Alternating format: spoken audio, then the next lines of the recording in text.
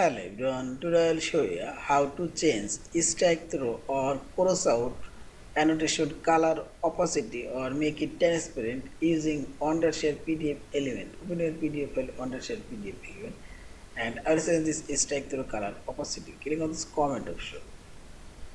Now select here and click here this strike-through option. Now click on this strike-through and this strike-through now selected, and this right sidebar click on this properties option.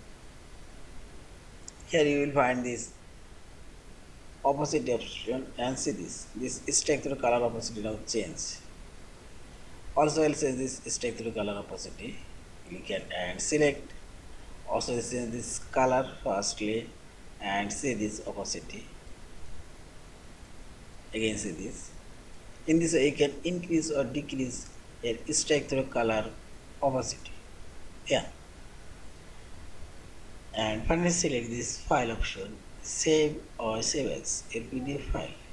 Thank you for watching. Please subscribe, like, share and comments.